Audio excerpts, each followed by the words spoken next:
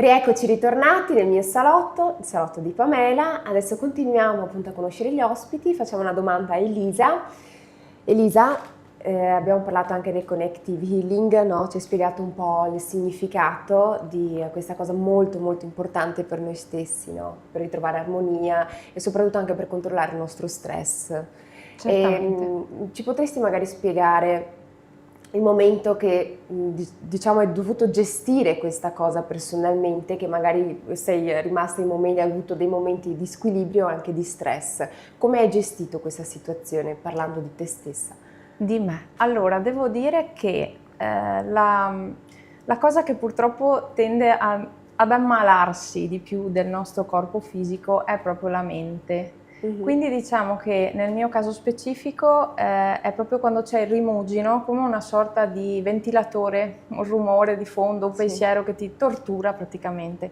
Quindi nel mio caso quello che poi mi ha aiutato l'healing però in questo, la Reconnective Healing, perché diciamo che scivolano via più facilmente i pensieri e ecco che il controllo della mente, diciamo, che dovrebbe essere uno strumento e non dovrebbe invece avere il timone della nostra vita in mano, questo è fondamentale e lo insegno, cerco di insegnarlo anche agli altri. Questo si può fare attraverso meditazione, semplicissimi respiri anche durante la giornata. Il segreto è rimanere nel qui e ora, quindi cercando appunto di essere presenti, centrati, Ok. quindi la mente purtroppo lavora molto, anzi sempre, o in E avanti dopo? o È indietro e vero. non siamo mai qui. Quindi nel momento anche peggiore, ecco che rimanere nel momento presente risolve qualsiasi tipo di problema che al 99% è immaginario. È Ecco. vero, è vero, è vero. E invece questa cosa che io tanto ho sentito anche parlare, nel momento che stai pensando al dopo, ok, quello che starà per succedere, perché la tua mente si immagina questa sensazione, cioè si fa un film, diciamo Sì, così, sì, no? una Una proiezione. proiezione. E la maggior parte delle volte succede. Cosa significa? Questo probabilmente è una questione energetica, perché anche il pensiero è energia e noi attiriamo ciò che pensiamo. Ecco perché è importante cercare davvero di pensare positivo, di essere positivi. Non basta poi semplicemente dirlo a parole, ma dovremmo percepirlo interiormente, Mhm. profondamente e magari anche semplicemente quando si va a dormire, chiudere la giornata con dei pensieri positivi e Sì. cercare magari la cosa bella della giornata piuttosto che quello che non è andato e semplicemente augurarsi il meglio per l'indomani. Qui e ora cosa intendi? Cioè pensare in qui e ora in questo momento, come... Se è difficile da comprendere, dovrebbe essere come vivono gli animali e le piante, quindi non c'è Certo. null'altro se non questo. Quindi magari concentrarsi sul respiro è un trucco per concentrare l'attenzione, la mente che vorrebbe sviare, andare ovunque, invece concentrarla all'interno in quello che esiste, in quello che percepisco con i cinque sensi. Ok. Quindi qui e ora è il momento presente, insomma. Cinque sensi cosa intendi? Il tatto, il Ok. gusto, sì, l'olfatto, Mhm. quindi essere nel momento, Ok. quindi percepire anche quello che c'è intorno a noi. Tipo toccare, così riesci anche un Esatto. po' a deviare, diciamo, la mente, a fregare un po' Sì, a la testa, fregarla, sì. esattamente, anche mangiando, magari quanto più ci gusteremo quello che stiamo mangiando, se Sì, guardassimo il colore del broccolo o certo. della pizza e intanto il gusto, gustarcela bene in bocca, essere concentrati semplicemente su quello. Sì, sì. Saremo molto più felici e avremo molti meno problemi. È vero, mi piace. E per quanto riguarda invece, se ci puoi raccontare magari una trasformazione significativa che hai visto in una persona che si è affidata a te. Allora, posso dire che le trasformazioni sicuramente più varie e ne ho viste veramente moltissime, è stato proprio grazie alla Reconnective Healing e avrei l'imbarazzo della scelta di quale raccontarvi, Sì, vi parlo della mia cliente più storica, ok. ecco, che viene tutti i martedì sempre fissa Bene. e di lei, allora lei mi dice sempre che non si riesce più ad arrabbiare, che non è poco. Ha proprio ha subito un cambiamento profondo che l'ha portata a essere più socievole e a superare alcune paure, anche quella dell'aereo, di volare. Aveva attacchi di ansia anche Mhm. settimane prima del volo programmato e quindi è cambiata su tantissimi aspetti poi della vita e quindi di conseguenza cambiano anche i rapporti, il tuo approccio rispetto ai problemi, al lavoro, eccetera. Quindi sicuramente lei è una delle persone del mio cuore. Sì, che è riuscita a controllare appunto questa rabbia, no? Esatto. E solitamente come funziona un incontro? Dunque, la seduta avviene su un lettino da massaggio, quindi il cliente rimane sdraiato, completamente vestito e non c'è contatto fisico. Questo perché io fungo da antenna o da catalizzatore e oriento l'energia sulla persona che la riceve passivamente. E le sedute vanno da 1 a 3, diciamo, per dare un'indicazione, ma poi in realtà non c'è un massimo. E è sempre la persona a decidere quando e quante. Quindi io mi affido poi al sentire della persona quando vorrà ripetere le sedute. E la percezione sul lettino può essere meravigliosa, sono persone che fanno dei viaggi incredibili, vedono luci, colori, sentono vibrazioni caldo, freddo, di tutto e di più. I bambini in particolare, perché non c'è limite di età, i bambini in particolare sono i canali aperti, quindi percepiscono cose stupende.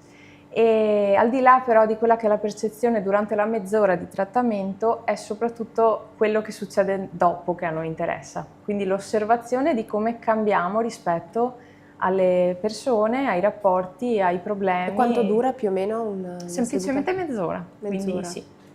E tu vedi nel momento di quella mezz'ora la persona proprio che è più tranquilla? Sì, succede di tutto, non metto limiti, avviene di tutto. Ma dopo io, siccome sono una persona che crede tanto, sono molto spirituale, no? Per quanto riguarda invece, parlando di te stessa, dopo quando te ne vai a casa e finisci le tue sedute, non ti senti carica?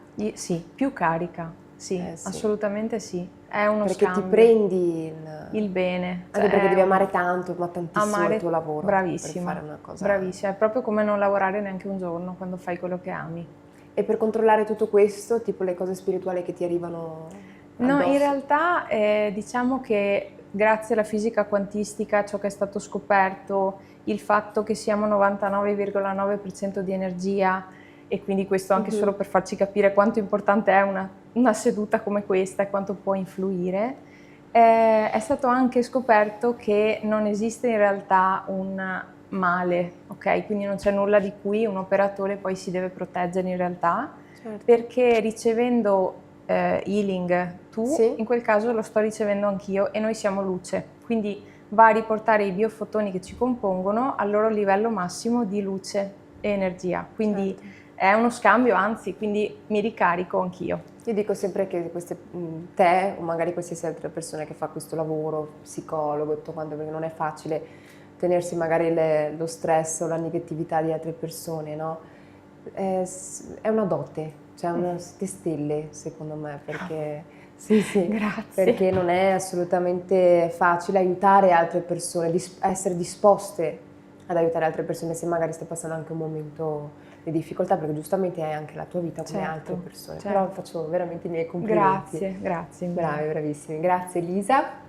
Passiamo la parola appunto a Roberto, come ho detto prima, titolare di Roni Marmi.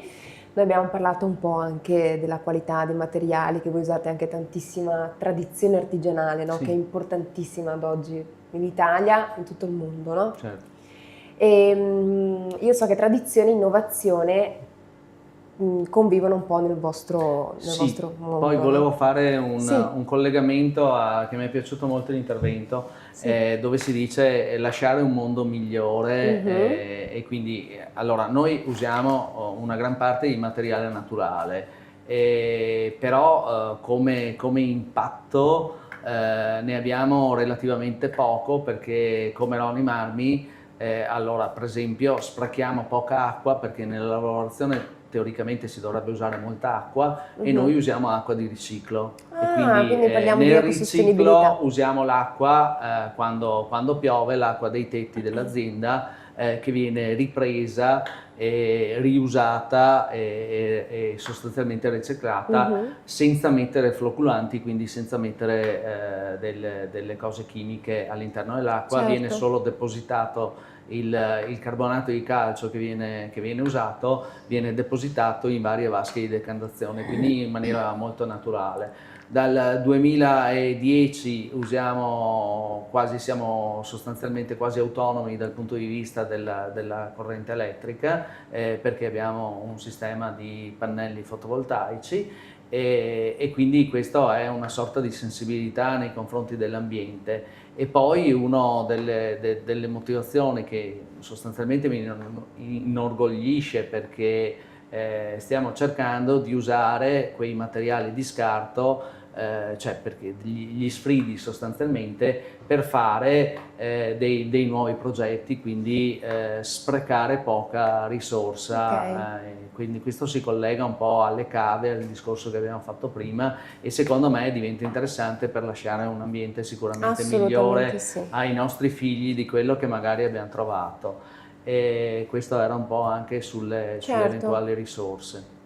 Poi dicevi, scusa, tradizione e innovazione. Tradizione e innovazione, che tra l'altro è anche uno dei motti che aveva Ronnie Marmi, che ha Ronnie Marmi sulle magliette. Diventa tradizione perché abbiamo preso sostanzialmente d'ufficio tutto quello che è stata la nostra storia, quindi tutta la manualità, e come dicevo prima, a me piace pensare a Ronnie Marmi come una bottega artigiana e non come un'industria o come qualcosa di diverso. Bottega artigiana perché pur facendoci aiutare dalle macchine, da tutto quello che la tecnologia può aiutare dal punto di vista anche della fatica stessa del lavoro, alcune finiture vengono volutamente fatte a mano, perché quel tocco di manualità diventa importante. Quindi diventa importante anche le persone che lavorano all'interno dell'azienda, che sono ormai 30 anni, 35 anni che lavorano all'interno dell'azienda, e quindi sono persone storiche che portano tutto il know-how e tutti i segreti dell'attività. Il problema più grande sarà trovare giovani che vogliano portare avanti questo discorso. Però diventa interessante perché io, da ex studente di architettura di Venezia, perché ho frequentato Venezia perché mi sono laureato in architettura, quest'anno abbiamo fatto un progetto con l'Università di Venezia, con gli studenti del Dipartimento di Design, proprio perché sono stati in azienda, poi è stato dato un tema, loro l'hanno sviluppato per prendere della materia di scarto, quello che dicevo prima, degli sfridi, e fare con questo un progetto interessante. Siamo andati avanti con questa idea, abbiamo portato uno dei progetti a compimento e quindi abbiamo realizzato uno dei progetti degli studenti di architettura. Questo sempre per avere una sensibilità anche nei confronti dei giovani, dare possibilità a loro di sviluppare le loro idee, perché per me personalmente diventa interessante, perché a parte io Ronnie Marmi faceva parte della mia famiglia, e quindi comunque per me era quasi un percorso tracciato, però nello stesso tempo mi ero comunque affacciato al mondo dell'università e avevo voluto fare un mio percorso anche dal punto di vista culturale, perché secondo me non bastava entrare in produzione e basta. E dare la possibilità a questi giovani di esprimere le loro capacità, secondo me diventa importante, perché possono trovare la loro strada. E cosa vi distingue da altri settori? Credo che alcune cose ci distinguono particolarmente, tipo la puntualità, il pensiero per me costante, per i miei collaboratori, che l'idea che anche un privato venga a fare il ripiano nella cucina, per loro è la loro cucina. Quindi questa sensibilità nell'aiutarli eventualmente nelle scelte e nel dire è la loro cucina, per noi è un manufatto che viene prodotto, per loro è la loro cucina, quindi è il loro ambiente, è il loro... a me piace l'idea che poi il mio cliente finale, ogni volta che entra in cucina e vede le cose che ha fatto, dice: ah, caspita, bello, sono felice, la bellezza di aprire la porta e di ringrazio casa. Roberto perché mi fa stare in un ambiente dove mi sento bene.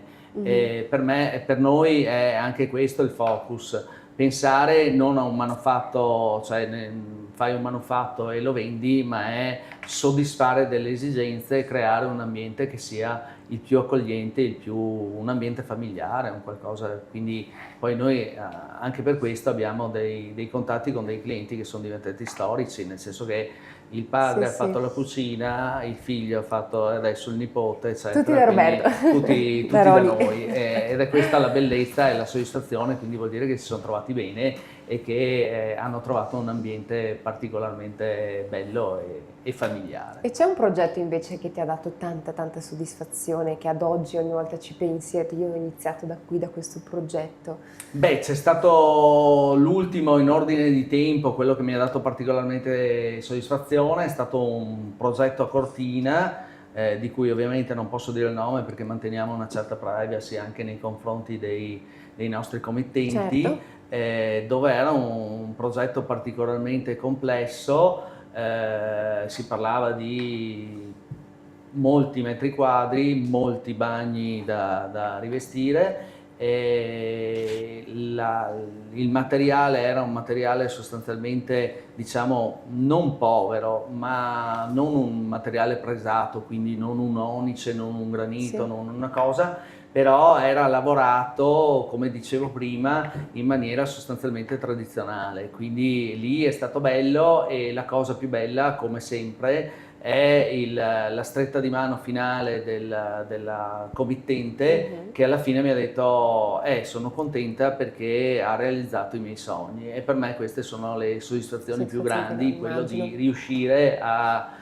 prendere il cuore delle persone e dire mi sento bene a casa mia, ed è secondo me la cosa più bella, no? È questo che ci spinge a continuare a far bene il proprio lavoro. Sì, complimenti. Grazie. Complimenti Roberto.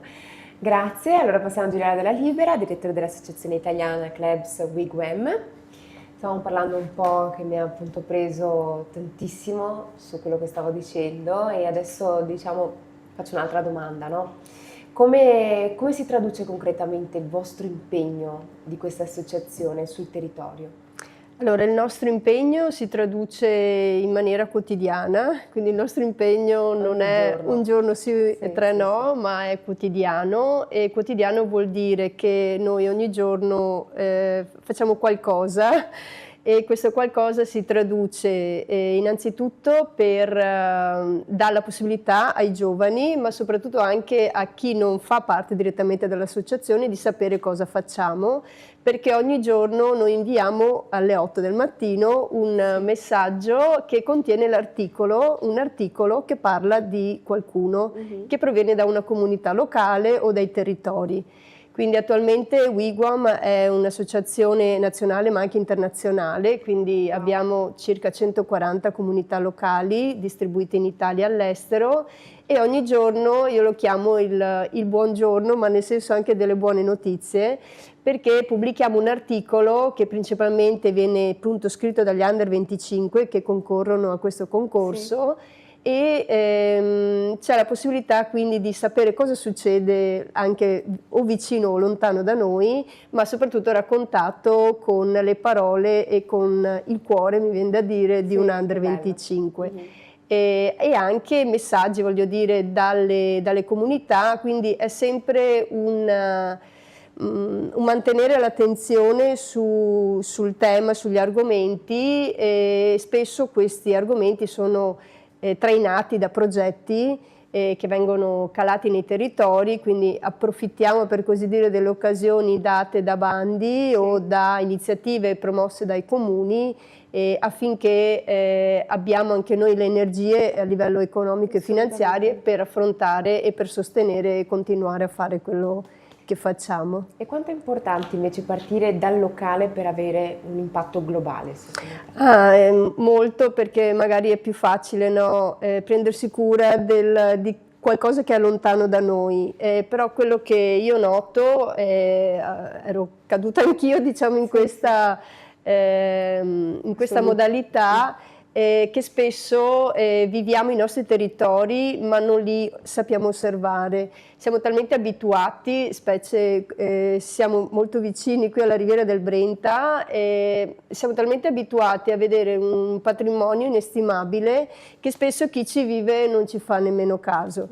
E questo magari è un esempio più eclatante, però ognuno di noi ha nel proprio paese, perché l'Italia è caratterizzata da questo tipo di aspetti, ogni piccolo borgo ha una storia da raccontare, però se non c'è nessuno che te la trasmette, nessuno che te la racconta, hai occhiali che non vedono, qualcosa di vecchio, qualcosa di non curato o qualcosa che viene utilizzato ma non ne sai la storia. Certo. E quindi secondo me bisogna imparare a conoscere le cose che ti stanno da vicino e così sai anche dare un giusto valore a quello che è lontano. Spesso è un po' la stessa cosa che diceva Elisa, no? Di vedere ora. Esatto. Adesso, qui, in questo momento. Esatto, quindi a volte riesci anche ad essere critico nei confronti di chi magari ti propina, no? Anche all'estero, viaggi incredibili, quando in realtà credo che l'Italia abbia moltissimo da raccontare in questo ambito sotto tutti i punti di vista. L'Italia.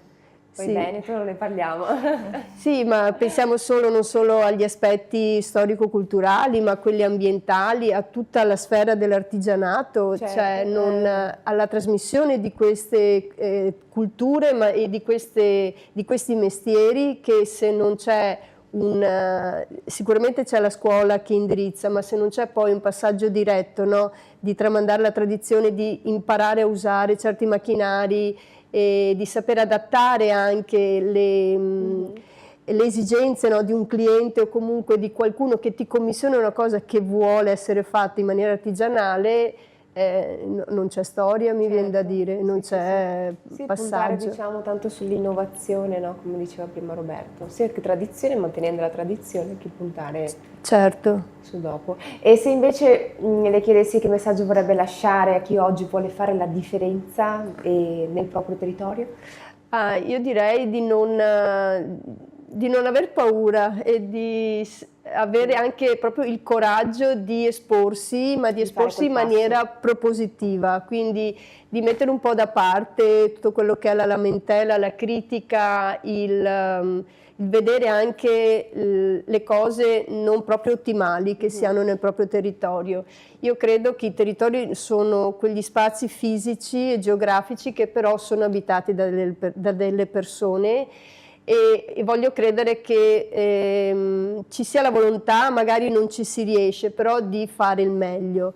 Per cui cerchiamo sempre di vedere quella parte positiva o comunque di cogliere quegli aspetti positivi che rappresentano quei piccoli cambiamenti di giorno dopo giorno, ma che poi insomma fanno la differenza, e cercare insomma almeno di creare quell'ambiente affinché insomma ci siano anche le condizioni di poter condividere, di poter portare avanti, ecco, un pensiero, un'ideologia, certo, un cambiamento. Qualcosa di nuovo, no? Esatto. Perfetto Gigliola, grazie mille. Noi ci fermiamo per qualche secondo e dopo saluteremo i nostri ospiti con un'ultima domanda. Ci vediamo tra poco.